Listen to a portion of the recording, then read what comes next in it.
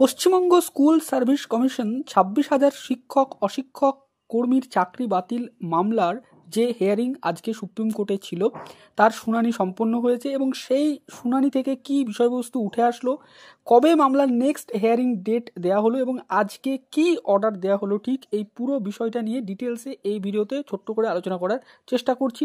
অনুরোধ করব আপনারা এই ভিডিওটা ডিটেলসে দেখবেন।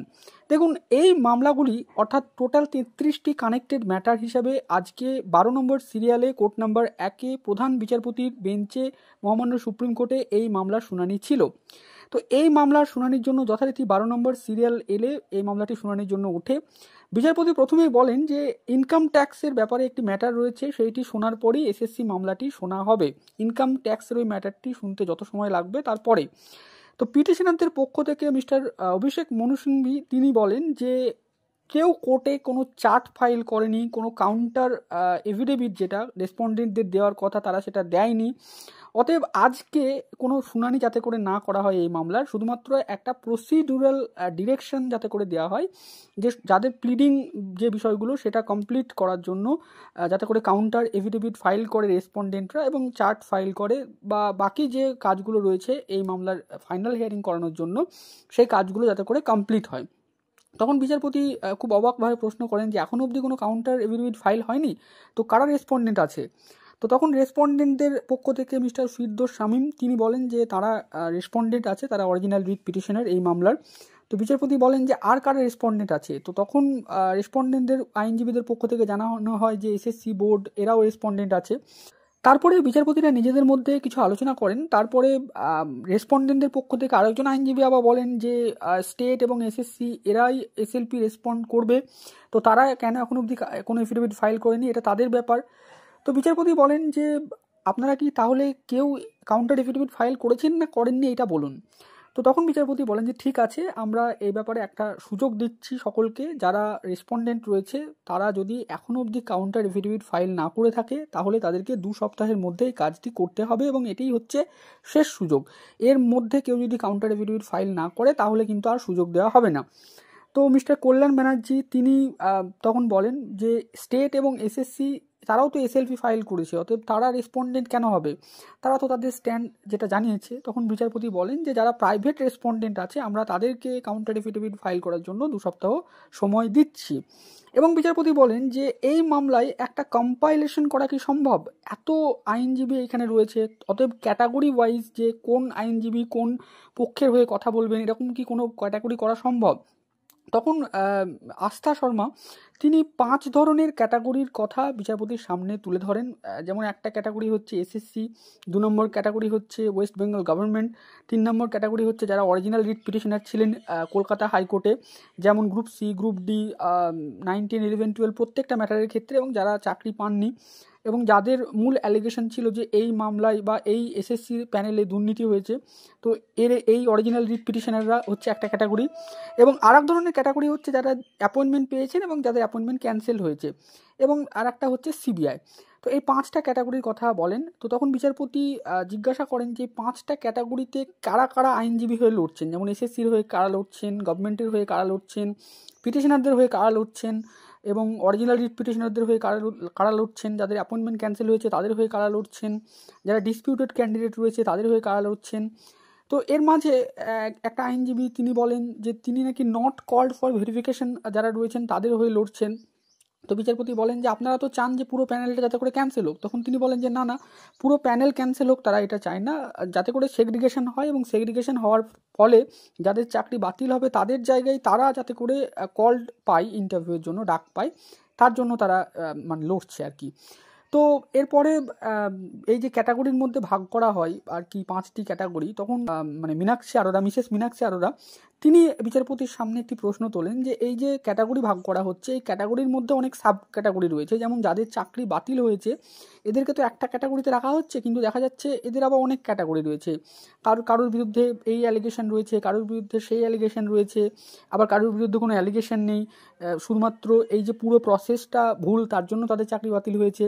তখন বিচারপতি বলেন যে ঠিক আছে, আমরা বুঝছি যে অনেক ক্যাটাগরির মধ্যে সাব ক্যাটাগরি রয়েছে, কিন্তু আজকে আমরা শুধুমাত্র ব্রডলি একটা প্রসিডিউরাল স্ট্রাকচার করার জন্য আমরা সাজাচ্ছি। পরবর্তীতে যখন হিয়ারিং শুরু হবে তখন আমরা এই সাব ক্যাটাগরি ভিত্তিক সবার কথা শুনবো। অতএব আজকে তো আর 500টা পিটিশন, বিচারপতি এটাও বলেন যে 500টা পিটিশন মানে যে ফাইল হয়েছে তাদের তো সবার কথা আজই শোনা সম্ভব নয়। তো তারপরে বিচারপতি বলেন যে ঠিক আছে, আজকে শুধুমাত্র আমরা এই ব্রড ক্যাটাগরিতে মামলাটা সাজাচ্ছি।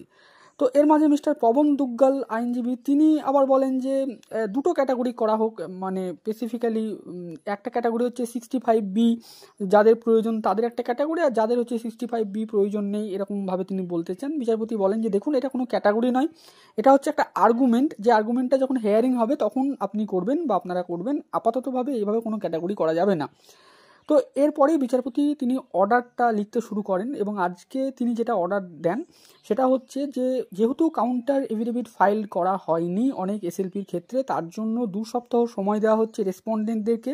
তারা এই 2 সপ্তাহের মধ্যে কাউন্টার এফিডেভিট ফাইল করবে, এবং কাউন্টার এফিডেভিট ফাইল মানে করার পরে বিচারপতি 4-5টি ক্যাটাগরিতে এই পুরো মামলার যে যারা মানে আইনজীবী রয়েছেন তাদের কাউন্সিলকে সাজান। সেই 5টি ক্যাটাগরি হচ্ছে কি কি?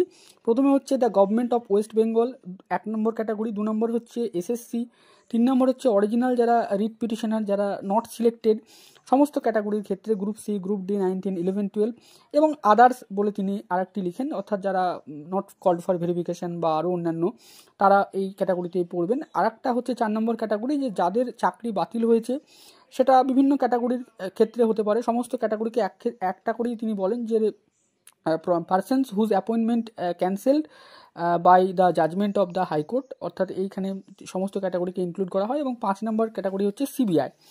তো এরপরে বিচারপতি বলেন যে একটা মানে কম্পাইলেশন করতে, সেই কম্পাইলেশনটা হচ্ছে যে এই যে পুরো মামলা, সেই পুরো মামলার বিষয়বস্তুটাকে সংক্ষেপে ইলেকট্রনিক্যালি সাজাতে, এবং তার জন্য তিনি একটি নোডাল কাউন্সিল গঠন করেন। সেখানে তিনি 4 জন আইনজীবীকে রাখেন। একটা হচ্ছে পার্থশীল, আর একজন হচ্ছেন আস্থা শর্মা, আর একজন হচ্ছেন শালিনী শর্মা এবং কুণাল চ্যাটার্জি।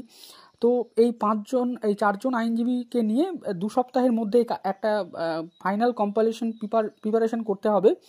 তারপরে বিচারপতি বলেন যে যারা এই মামলার পার্টি রয়েছেন তারা রিটেন যে নোট সেটা 5 পাতার মধ্যে লিখে সাবমিশন করতে মানে পারেন, এবং তিনি বলেন যে প্রত্যেকেই একটা করে সাবমিশন মানে ফাইল করতে পারে, একটা করে সাবমিশন। এবং তিনি এটাও অনুরোধ করেন আইনজীবীদেরকে যে লিস্ট অফ ডেটসের যা যা ইভেন্ট হয়েছে, একদম হাইকোর্ট থেকে, ডিভিশন বেঞ্চ থেকে সুপ্রিম কোর্ট, তারপরে আবার সুপ্রিম কোর্ট থেকে হাইকোর্ট, তারপরে হাইকোর্ট থেকে আবার সুপ্রিম কোর্টে মামলা, এই যে লিস্ট অফ ইভেন্টে যা যা ঘটনা ঘটেছে সেগুলোকে সাজিয়ে একটা মানে কম্পাইলেশন করতে। তো এর মাঝেই মিস্টার ফিরদৌস শামীম তিনি বিচারপতিকে বলেন যে অর্ডারে এটা লেখা হোক যেন পরবর্তী মামলার শুনানির দিন যাতে করে ওয়েস্ট বেঙ্গল বোর্ড উপস্থিত হয়। তার কারণ বোর্ড অনেক নাকি এক্সেস অ্যাপয়েন্টমেন্ট দিয়ে ফেলেছে রেকমেন্ডেশন ছাড়াই, তো সেটাও অর্ডারে লেখা হয়। তারপরে মিস্টার বিকাশ রঞ্জন ভট্টাচার্য আজকে উনি ভিডিও কনফারেন্সে ছিলেন, তো উনি বলেন যে সিবিআই যাতে করে রিপোর্ট ফাইল করে, তাদেরকে ডিভিশন বেঞ্চে যে তদন্ত করার জন্য নির্দেশ দেওয়া হয়েছিল ডিভিশন বেঞ্চের জাজমেন্টের দ্বারা, তো সেটা তো 3 মাস অতিক্রান্ত হয়ে গেছে। তো এই 3 মাসে তারা কি কি পেলো, উদ্ধার করলো, সেগুলো নিয়ে একটা রিপোর্ট ফাইল যাতে করে তারা করে। তো বিচারপতি সেটা আর শুনলেন না হয়তো, তিনি এই পুরো ম্যাটারটাকে এভাবেই ক্লোজ করলেন, এবং তিনি শুনানির জন্য মামলার ডেট দিলেন 3 সপ্তাহ পরে, কোনো একটা টিউসডেতে এই মামলাটি শুনানি হবে। এক্স্যাক্ট ডেট এখনও অবধি পাওয়া যায়নি, 3 সপ্তাহ পর এটা তিনি বললেন, এবং একটা মঙ্গলবারে এই মামলাটি রাখা হবে। এবং লাস্টে উনি বললেন যে all good things have come to an end, এবং তারপরে শেষের দিকে মিস্টার ফিরদৌস শামীম, মিস্টার বিক্রম ব্যানার্জি তারা সিবিআই রিপোর্টটার ব্যাপারে বলছিলেন যাতে করে সিবিআই রিপোর্টটা ফাইল করানো হয়, এই রিপোর্টটা খুব প্রয়োজন। তো বিচারপতি সেটা আর খুব একটা বললেন, মানে করলেন না, শুনলেন না। তো মামলাটি আপাতত অর্থে এইভাবে শেষ হলো। পুরো হিয়ারিংয়ের যে পার্টটা সেটা আমি ব্রিফলি আপনাদের সাথে বলার চেষ্টা করলাম। এখানে অনেক প্রসিডিং হয়েছে, অনেকেই অনেক রকম কথা বলেছেন, তো সেটা অতটা ডিটেলসে না বলে যেটা মূল ঘটনাক্রম সেটাকে আমি সংক্ষিপ্ত আকারে আপনাদের সামনে আজকের হিয়ারিংয়ের বিষয়বস্তুটাকে উপস্থিত করলাম। তো আগামী দিন এই মামলাটির ফাইনাল হিয়ারিং শুরু হবে। এখনও অবধি এই মামলার ফাইনাল হিয়ারিং শুরু হয়নি, শুধুমাত্র প্রসিডিউরাল আজকে একটা অর্ডার দেওয়া হয়েছে, কোনো হিয়ারিং আজকে হয়নি, কারোর কথাই শোনা হয়নি, এবং কোনো কিছুই আজকে সিদ্ধান্ত হয়নি। এবং পূর্বের যে অর্ডারগুলো ছিল, যেমন চাকরি বাতিলের ক্ষেত্রে স্থগিতাদেশ বা যা সেগুলো কিন্তু সেরকমটাই থাকবে বলে মনে হচ্ছে, তার কোনো নতুন করে কোনো অর্ডার আজকে দেওয়া হয়নি এই ব্যাপারে। তো আজকের এই ভিডিওটা এই পর্যন্তই। ভিডিওটা শেষ অবধি দেখার জন্য আপনাদের সকলকে জানাই অসংখ্য ধন্যবাদ।